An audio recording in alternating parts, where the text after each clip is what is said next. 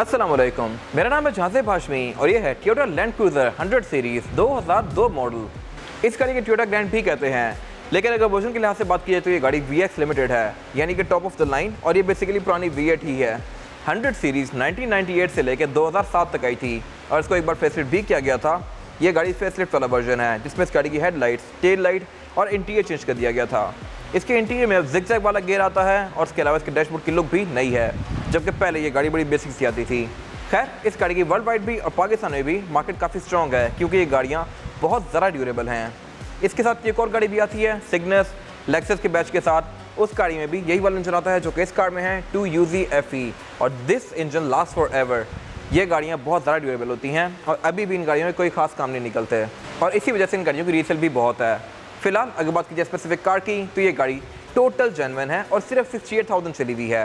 ये गाड़ी 2013 में एमनेस्टी क्लियर हुई थी, 2018 रजिस्टर्ड है और इस गाड़ी की डिमांड 1,40,00,000 है। ये गाड़ी साइकिल मोटरस्पोर्ट के पास अवेलेबल है। अगर आपने इस गाड़ी के बारे में कोई इन्फॉर्मेशन लेनी है तो आप इस दिए गए नंबर पर कॉल कर सकते हैं या फिर आप साइकिल मोटरस्पोर्ट को विजिट कर सकते हैं जो कि रावलपिंडी में DH2 के गेट 1 के ऑपोजिट लोकेटेड है। साइकिल मोटरस्पोर्ट सिर्फ गाड़ियों की बाइंग एंड सेलिंग ही नहीं बल्कि गाड़ियों में काम भी किए जाते हैं, जैसे कि tents, wrap, ceramic coating, PPF। फिर यहाँ पे गाड़ियाँ फेसलिफ्ट भी की जाती हैं और इसके अलावा फिर यहाँ पे गाड़ियों के पार्ट्स भी अवेलेबल होते हैं, जैसे कि headlight, tail light, bumper, RIMS and much more. और इसके अलावा साइकिल मोटरस्पोर्ट पर फिर एक पेंट बूथ भी अवेलेबल है जहाँ पे बेस्ट क्वालिटी का पेंट किया जाता है। सो गाड़ियों में किसी भी तरह के काम के लिए cycle motorsports is the place. Overall it's a great brand and today I am going to review it. Let's start with the front look of this car. ये गाड़ी लुक्स के लिहाज से बहुत ज़्यादा एग्रेसिव है और अगर आज भी देखा जाए तो ये गाड़ी प्राडो से थोड़ी बड़ी ही लगती है साइज़ में, और इवन इसका टायर साइज़ भी 285 है जो कि मैं आगे कवर करूँगा अभी। फिलहाल अगर बात की जाए इस गाड़ी के फ्रंट की तो फ्रंट भी इस गाड़ी का काफ़ी मैसिव है। अगर बात की जाए इस गाड़ी की हेडलाइट की तो ये स्क्वायर शेप में है क्योंकि ये गाड़ी 100 सीरीज़ ग्रैंड है। इसमें एक सिग्नस वाला वर्जन भी आता है और उसमें हेडलाइट दो अलग लगाती हैं इंडिविजुअल। उसकी अपनी ही लुक है, ये लुक भी काफ़ी डिज़ायरेबल है और इसके अलावा इसकी हेडलाइट सारी ही हेलोजन में है। इसमें एक अलग से पार्किंग दी गई है, बाकी दो और पॉइंट्स हैं और साथ एक इंडिकेटर दिया गया है और उसके अलावा इसमें हेडलाइट वॉशर भी दिया गया है नीचे यहाँ पे, जो कि आप अंदर से इनेबल डिसेबल कर सकते हैं। इसके अलावा इसमें फॉग लैंप्स भी आती हैं जो कि इस गाड़ी में क्रिस्टल क्लियर हैं और उसके अलावा इसके बम्पर वगैरह भी ठीक है, मतलब अच्छी कंडीशन में है। इसके अलावा स्पेसिफिक कार में बॉडी किट्स भी आती हैं। ये गाड़ी top of the line version है और इसकी लुक फ्रंट से काफ़ी एग्रेसिव हैं। तो बाकी इसके फ्रंट पे ये बेसिक बैजिंग वगैरह दी गई है। वाइपर्स गाड़ी में नॉर्मल से आते हैं। इसके बाद अगर बात की जाए इस गाड़ी की साइड प्रोफाइल की तो ये भी पूरी ही कार की तरह काफ़ी ग्रैंड है।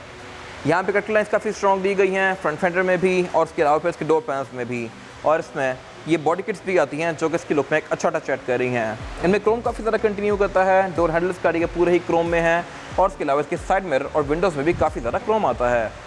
अगर बात की जाए इसके साइड मिरर की तो साइड मिरर इस गाड़ी का रिट्रैक्टेबल भी है और ये एडजस्टेबल भी है। इसको आप गाड़ी के अंदर बैठ के फोल्ड कर सकते हैं, लेकिन इस एरा में इंडिकेटर बॉडी में आते थे, साइड मिरर में नहीं आते थे, and this car is no different. लेकिन इस एरा में एक और चीज़ बहुत ज़्यादा इन थी और वो है एंटीनास। इसमें फ्रंट पे एंटीना दिया गया है FM का, जो कि आप गाड़ी के अंदर से ही अपनी मर्जी के लिहाज से फोल्ड अनफोल्ड कर सकते हैं इलेक्ट्रॉनिकली। फिर इसमें ये ओवर फेंडर्स भी लगे हुए हैं और ये इस गाड़ी की एब्सोल्यूट साइड प्रोफाइल। साइज़ के लिहाज से ये गाड़ी प्रॉपर सिग्नस है। अब लेक्सस थोड़ी ज़्यादा बड़ी लगती है V8 से, लेकिन इस एरा में ये गाड़ियाँ दोनों ऑलमोस्ट सेम ही थी। इसके अलावा ये गाड़ी एक फुल साइज SUV है। इसमें ऊपर ये रूफ रेल्स दी गई हैं जो कि इसकी लुक में एक SUV वाला टच ऐड कर रही हैं और उसके अलावा इसमें फिर ये स्टेप बार्स वगैरह भी आते हैं। इसके डोर हैंडल के साथ एक की होल आता है, यानी कि आप इसको की से अनलॉक करेंगे। इसमें कोई स्मार्ट एंट्री वाला फीचर नहीं आता, लेकिन उस एरा में ये था भी नहीं। और इसके अलावा ये गाड़ी क्योंकि जैपनीज़ है तो इसमें विंडोज टिंटेड आती हैं बैक पे। अगर बात कीजिए इसके रेयर फेंडर की तो इस पर भी ओवर फेंडर्स दिए गए हैं जो कि डोर्स के अंदर भी कंटिन्यू करते हैं और उसके अलावा इसमें ये जैपनीज़ टेपिंग आई हुई है। इस तरह की टेपिंग अभी भी LX 570 में आती है और इसमें फिर ऊपर ये एयर प्रेस भी दिए हुए हैं जो कि अगेन जापानी है और अभी तक एज गुड एज न्यू है। इसके अलावा इसके बैक पे काफ़ी बड़ा क्वार्टर ग्लास दिया गया है जो कि ओपन नहीं होता, ये फिक्स ही है। और उसके अलावा इसमें ये आइकॉनिक ग्रिल आती है बैक पे। फिर साथ इसका फ्यूल टैंक लेफ्ट पे दिया गया है और ये इस गाड़ी का रेयर लुक जो कि अगेन लुक्स के लिहाज से पूरी ही गाड़ी की तरह बहुत मैसिव है। ग्रैंड में टेल लाइट्स LED में आती हैं जबकि सिग्नस में टेल लाइट्स में LED बार्स कंटिन्यू करते हैं। उसकी लुक थोड़ी डिफरेंट होती है और ये किसी की अपनी ओपिनियन है। मेरे ख्याल से वो लाइट्स थोड़ी ज़्यादा एग्रेसिव लगती हैं, लेकिन नॉनदलेस इस गाड़ी की लुक्स भी बहुत ज़्यादा एग्रेसिव हैं। इसके अलावा लैंड क्रूज़र V8 में हमेशा से ही टेलगेट स्प्लिट आता है। इसके टेलगेट को अगर आप खोलेंगे तो इसका ऊपर वाला पोर्शन अलग से ऊपर जाएगा और इसके नीचे वाले पोर्शन को भी आप अलग से इस तरह से खोलेंगे और इसके अलावा आप यहाँ पर चढ़ के बैठ भी सकते हैं अगर आप किसी पिकनिक पर जाते हैं तो। ये अगेन मेरे ख्याल से एक अच्छी चीज़ है। और इसके अलावा ये गाड़ी 7 सीटर आती है तो आप इसके थर्ड रो सीट्स को भी मैनुअली अनफोल्ड कर सकते हैं लाइक दिस और फिर इसको आप रेस करके यहाँ पे 2 और लोग बिठा सकते हैं। और उनके लिए यहाँ पे लेग रूम और हेडरूम दोनों ही स्पेशियस है। ये फॉर्च्यूनर की तरह नहीं है, फॉर्च्यूनर में जस्ट सीट्स नाम की हैं, लेकिन वहाँ पे बड़े बंदे नहीं बैठ सकते। इसमें प्रॉपर 2 एडल्ट्स बैठ सकते हैं।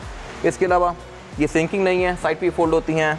नई मोस्टली कार्स के अंदर ये सिंकिंग ही आती हैं। इसके अलावा इस गाड़ी की ट्रंक कैपेसिटी आप देख सकते हैं, काफ़ी स्पेशियस है। अगर आपकी ट्रंक कैपेसिटी को और ज़्यादा खुला करना है तो आप इसकी सेकंड रो सीट्स को भी फोल्ड कर सकते हैं। और इसके अलावा इसमें टूल किट वगैरह पर साइड पर दी गई होती है। बंद करने के लिए सेम प्रोसेस है, नीचे वाला पोर्शन पहले बंद होगा, ऊपर वाला इसके बाद बंद होगा। और इसके अलावा इसमें एक रियर कैमरा भी आता है। फिर इस गाड़ी में बैक पे विंडशील्ड वॉशर भी आता है, वाइपर भी आता है, ऊपर एक स्पॉइलर दिया गया है काफ़ी मैसिव, और इसमें ब्रेक लैंप भी आता है। और बाकी इस गाड़ी में बैक पे ये बॉडी किट्स लगी हुई हैं जो कि इसकी लुक को और अच्छा बना रही हैं। इसके बाद अगर बात कीजिए इस गाड़ी के इंटीरियर की, तो ये टोयोटा ग्रैंड का इंटीरियर है जो कि लुक्स के लिहाज से काफ़ी हद तक सिग्नल जैसा ही है। और इसके अलावा ये बेसिकली इसका नया डैशबोर्ड है जो कि 2002 के बाद आना शुरू हुआ था। इसमें डैशबोर्ड थोड़ा सा बेहतर है, इसमें बोर्ड की ट्रिम्स दी गई हैं, इसकी फ्रिज अच्छी हैं, और इसमें गेट भी जिग जैग वाला आता है जो कि पहले ये बड़ा बेसिक सा था। और इसके अलावा ये स्पेसिफिक कार बिल्कुल प्रिस्टीन कंडीशन में है। बेशक इसका डैशबोर्ड हो, बोर्ड की ट्रिम्स हो, सीट्स हो, डोर पैनल्स हो, ये सारी चीज़ें बिल्कुल जेन्युइन हैं और अभी भी अपनी हालत में है, क्योंकि ये गाड़ी सिर्फ 68 के चली हुई है। फिलहाल अगर बात कीजिए इस गाड़ी के स्टीयरिंग व्हील की, इसमें लेफ्ट राइट स्पोक को डिफरेंट कंट्रोल्स दिए गए हैं। लेफ्ट स्पोक जो कंट्रोल हैं ये मल्टीमीडिया सिस्टम के हैं, राइट स्पोक जो कंट्रोल्स दिए गए हैं यहाँ से आप इसके MIDs के बीच में नेविगेट कर सकते हैं। और इसके अलावा इस गाड़ी में टोटल 2 एयरबैग्स दिए गए हैं, एक स्टीयरिंग व्हील में माउंटेड है और एक डैशबोर्ड में है। इसके अलावा फिर उससे पीछे इसके हेडलाइट के कंट्रोल दिए गए हैं। हेडलाइट इस गाड़ी में ऑटोमेटिक फीचर के साथ आती हैं, यानी कि रात और दिन को सेंस करके ऑटोमेटिकली ऑन या ऑफ होंगी। लेकिन वाइपर इस गाड़ी में रेन सेंसिंग नहीं है, जो कि इस एरा में थे भी नहीं। और इसके अलावा इस गाड़ी में क्रूज कंट्रोल भी आता है। अगेन ये अडॉप्टिव नहीं है, उस एरा में आता ही नहीं था अडॉप्टिव, तो मेरे ख्याल से कोई मसला नहीं है। इसके अलावा अगर बात कीजिए इस गाड़ी के मीटर की, तो मीटर इस गाड़ी का काफ़ी मैसिव है, आज की V8 या लेक्सस की तरह ही। और इसमें कलर्स भी अच्छे फॉलो किए गए हैं। ये मीटर बेसिकली मोस्टली वाइट और ब्लैक के कॉम्बिनेशन में है, जबकि इस एरा में यूजुअली मीटर्स ग्रीन कलर के आते थे। तो ये गाड़ी अपने टाइम से काफ़ी अहेड थी और इसी वजह से ये गाड़ी आज भी कोई खास पुरानी नहीं लगती। इसमें जो स्पीड लिमिट है ये 180 तक है, क्योंकि गाड़ी जैपनीज़ है। सेंटर में इसका गियर इंडिकेटर दिया गया है, और इसके अलावा फिर इसमें लेफ्ट पे battery voltage indicator, fuel indicator, और फिर ऑयल टेम्परेचर और फिर कार का टेम्परेचर दिया गया है। इसके मीटर की लुक भी काफ़ी अभी तक अपनी इंटैक्ट ही है। और इसके अलावा ये गाड़ी सिर्फ 68,000 चली हुई है। फिर इसमें यहाँ पे हाइट कंट्रोल का डिस्प्ले भी आ रहा है। ये गाड़ी क्योंकि top of the line variant है, तो इसमें एयर मेटल सस्पेंशन भी आता है और आप इसकी हाइट को रेस या लोअर कर सकते हैं यहाँ से। इसके अलावा अगर बात की जाए इस गाड़ी के डैशबोर्ड की, तो डैशबोर्ड इस गाड़ी का सारा ही सॉफ्टवेयर मटेरियल की फिनिश में है और ये डुअल कॉम्बिनेशन में है, ग्रे और बेज के। इसके अलावा इसका डैशबोर्ड की बहुत ज़्यादा मैसिव नहीं है। और अगर बात कीजिए इसके सेंटर की, तो सेंटर में इस स्पेसिफिक कार के ये एंड्रॉइड पैनल लगा हुआ है। ये काफ़ी मैसिव है और मेरे ख्याल से एक अच्छी अपग्रेड है। इसकी अपनी स्क्रीन बड़ी बेसिक सी आती है और डेफिनेटली उसमें कैसेट प्लेयर आते होते हैं, तो वो बड़ी पुरानी सी लगती है। ये चीज़ मेरे ख्याल से इस गाड़ी को टाइमलेस बना रही है। और इसके अलावा फिर नीचे इसका क्लाइमेट कंट्रोल भी चेंज हुआ है, जो कि डिस्प्ले के लिहाज से बहुत ज़बरदस्त है। ये चीज़ इस गाड़ी को आज भी बिल्कुल नई गाड़ी जैसी लुक दे रही है। इसके अलावा ये डेफिनेटली एंड्रॉइड पैनल है, तो इसमें सारी एंड्रॉइड पैनल वाली चीज़ें आती हैं, जैसे कि ऑक्स, USB, नेविगेशन, ब्लूटूथ, इसके USB के ये पोर्ट्स वगैरह पड़े हुए हैं नीचे। और इसके अलावा साथ इसके क्लाइमेट वेंट्स दिए गए हैं। इसमें क्लाइमेट वेंट्स बैक पे भी आते हैं, जो कि मैं आगे कवर करूँगा अभी। इसके अलावा अगर बात कीजिए क्लाइमेट कंट्रोल की, तो उसके क्लाइमेट कंट्रोल की 2 जोन्स हैं, लेकिन फ्रंट पैसेंजर्स के लिए एक अलग से दी गई है और फिर एक बैक के लिए अलग से दी गई है। फ्रंट पे डुअल नहीं है। इसके अलावा साथ यहाँ पे एक ये बटन दिया गया है जहाँ से आप इस गाड़ी के एरियल एंटीना को रेस या लोअर कर सकते हैं। इसके अलावा फिर नीचे एक सिग्नलाइटर दिया गया है, एक ये एस्ट्रे दी गई है, एक पावर आउटलेट दिया गया है, और से नीचे इस गाड़ी का गेयर वाला कंसोल दिया गया है। इस गाड़ी में जो गेयर लेवर है ये जिगजैग वाला है, और इसमें जो गेयर सिलेक्शन है वो है PRND 4, 3, 2 और लोड। और आप इसके गेयर की आवाज़ सुनिएगा, ये गाड़ी प्रॉपर जर्मन कंडीशन में है। और इसके अलावा फिर से आगे कुछ यहाँ पे एयर मेटल सस्पेंशन के कंट्रोल दिए गए हैं। इसके सस्पेंशन को आप स्टिफ या सॉफ्ट भी कर सकते हैं, और इसके हाइट कंट्रोल से आप इसकी हाइट को भी हाई, नॉर्मल या लो कर सकते हैं। फिर से पीछे पावर और सेकंड का बटन दिया गया है, और साथ इसका 4x4 का कंट्रोल दिया गया है। 4x4 के लिए इसमें एक अलग से गेयर लेवर दिया गया है, और इसमें जो सिलेक्शन है वो है H, N और L। H means high range और 4x4, N मीन्स न्यूट्रल। और बाय द वे आप इस गाड़ी को न्यूट्रल में अगर पार्क करेंगे तो आप हैंड ब्रेक मस्ट इंगेज करेंगे, क्योंकि न्यूट्रल में इसका गेयर इंगेज नहीं होता। अगर आप न्यूट्रल गाड़ी छोड़ेंगे और पार्किंग में भी कर देंगे तो ये गाड़ी पीछे जा सकती है। और L मीन्स लोड, गाड़ी लो गेयर्स में ही रहेगी और आप इसको ऑफ रोडिंग में यूज़ करेंगे। फिर उससे पीछे कुछ और कंट्रोल्स दिए गए हैं जो कि इसकी हीटेड सीट्स के हैं। इसमें ड्राइवर और पैसेंजर दोनों की सीट हीटेड आती है, तो इसको आप हाई या लो के बीच में स्विच कर सकते हैं यहाँ से। फिर उससे पीछे इसके 2 कप होल्डर्स दिए गए हैं। इसकी हैंड ब्रेक दी गई है जो कि ट्रेडिशनल है, और उससे पीछे इसका सेंटर कंसोल दिया गया है जो कि काफ़ी ज़्यादा स्पेशियस है। इसमें भी बहुत सारे अलग कंपार्टमेंट्स आते हैं। अगर आप इसको उठाएंगे तो इसमें एक ऊपर एरिया ओपन होता है। यहाँ पे बेसिकली छोटी मोटी ड्रॉर्स दी गई हैं जहाँ पे कोई वॉलेट या कोई कॉइन्स वगैरह रख सकते हैं। फिर आप इसको उठाएंगे तो इसके अंदर एक और कंपार्टमेंट है जहाँ पर आप अपने कोई बड़ा परफ्यूम या ब्रश वगैरह रख सकते हैं। और फिर यहाँ पे एक और ड्रॉर दी गई है, इसके अंदर एक और कंपार्टमेंट है जो कि बेसिकली इसका कूल बॉक्स है। ये मेरे ख्याल से ज़्यादा बेहतर डिज़ाइन है as compare to latest V8 या लेक्सस। इसमें कूल बॉक्स के अलावा भी एक कंपार्टमेंट दिया हुआ है। उन गाड़ियों में बेसिकली आप कूल बॉक्स के अंदर ही कोई अपनी चीज़ें वगैरह रखेंगे, वॉलेट वगैरह, जो कि मेरे ख्याल से अजीब लगता है। बट इस गाड़ी में कूल बॉक्स अलग से दिया हुआ है।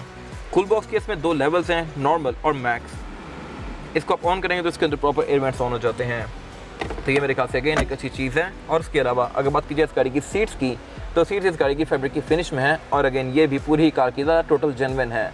इसमें कोई भी फटने वाला सीन नहीं है, ये कहीं से भी रफ नहीं हुई हुई, ये टोटली अपनी कंडीशन में है। और सेम इसका फैब्रिक डोर्स के अंदर भी कंटिन्यू किया गया है। अगेन ये भी अनटच है। Same goes for arm rest. इसकी आर्म रेस्ट भी अपने पैटर्न में है, इसके अभी तक पैटर्न भी फेड नहीं हुआ।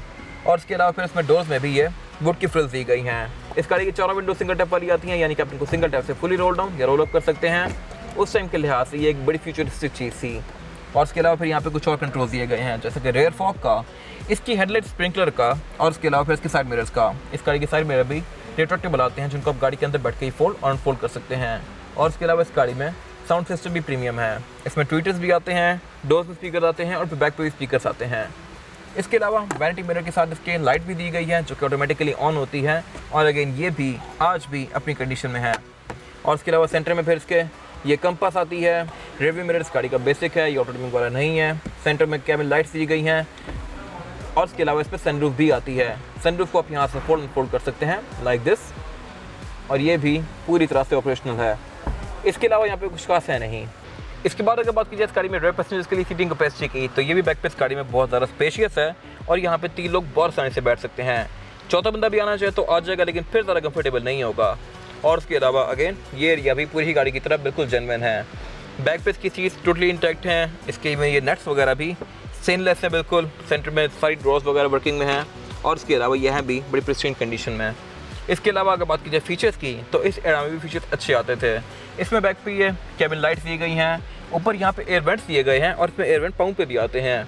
और इसके अलावा ऊपर यहाँ पे बैक पे क्लाइमेट कंट्रोल की प्रॉपर जोन दी गई है, जिससे आप थर्ड और सेकंड रो के पैसेंजर्स का क्लाइमेट कंट्रोल ऑन या ऑफ कर सकते हैं। इसके अलावा फिर यहाँ पे सेंटर में सेंटर को दिया गया है, जो एज एन आर्मरेस्ट यूज़ कर सकते हैं। इसमें कप होल्डर्स नहीं आते, इसके कप होल्डर्स यहाँ सेंटर में दिए गए हैं। इसमें यहाँ पे प्रॉपर 3 कप होल्डर्स हैं जो कि सही तरीके से बन होते हैं, इसमें कुछ भी टूटा हुआ नहीं है।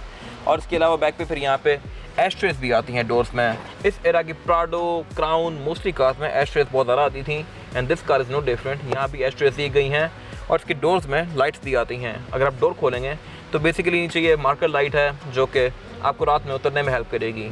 इसके अलावा बैक पे इसमें सीट बेल्ट्स दी गई हैं। हेडर्स आती हैं 3 रेयर पैसेंजर्स के लिए, ये सीट्स रिक्लाइनिंग हैं। और इसके अलावा यहाँ पे कुछ खास है नहीं। इसके बाद अगर बात कीजिए इस गाड़ी के इंजन की, तो इंजन इस गाड़ी में सिग्नल्स वाला ही आता है 2UZ FE। और 2UZ का मतलब ये है कि ये 2nd जनरेशन में UZ फैमिली का इंजन है। और FE बेसिकली टोयोटा के मोस्टली इंजन के बाद आता है। ये इंजन V8 है और 4700 सीसी है, जो कि काफ़ी पावरफुल इंजन है। ये गाड़ी 284 हॉर्स पावर प्रोड्यूस करती है, जो कि बहुत सफिशिएंट है बॉडी साइज़ के लिहाज से। लेकिन ये गाड़ी एवरेज की बहुत अच्छी नहीं देती। ये गाड़ी आपको विद इन सिटी तकरीबन 4 से 5 की एवरेज देगी। लॉन्ग पे गाड़ी 7-8 भी चली जाती है, जो कि एक अच्छी एवरेज है। These engines last for ever. ये गाड़ी अभी भी प्रिस्टीन कंडीशन में है और कोई काम नहीं निकालती, जबकि गाड़ी तकरीबन 20-21 साल पुरानी है। और उसके अलावा इसमें एयरमैटिक सस्पेंशन भी आता है, यानी कि आप इसकी राइट हेड को ऊपर या नीचे कर सकते हैं अपनी मर्ज़ी के लिहाज से। ये चीज़ आज की बहुत सारी महंगी कार्स में नहीं आती। तो मेरे ख्याल से ये गाड़ी टोटल वैल्यू टू मनी है। और उसके अलावा इस कंडीशन की गाड़ी भी सोर्स करना मेरे ख्याल से कोई आसान टास्क नहीं है। इसके अलावा इसके हाइड्रोलिक्स भी अभी तक अपनी पावर में है। बोनट के अंदर इसकी इंसुलेशन दी गई है और ये भी फुली इंटैक्ट है। इसकी जेन्युइन इंसुलेशन है बट पूरी अपनी कंडीशन में है। इसके बाद अगर बात कीजिए इस गाड़ी के टायर साइज़ की, तो टायर साइज़ जो होता है इस गाड़ी में ये 285, 75 और 17। इसमें 17 इंच का रिम लगा हुआ है और ऑल टेरेन टायर लगा हुआ है। ये टायर बेसिकली आप रोड पर चलाएँ, ऑफ रोडिंग करें, जो मर्जी करें, इसको कोई इशू नहीं होगा। और इस पर गाड़ी की ग्रिप भी बड़ी प्रॉपर रहेगी। इसके अलावा इस गाड़ी में ऑल व्हील डिस्क ब्रेक आती है और एयर सस्पेंशन आता है।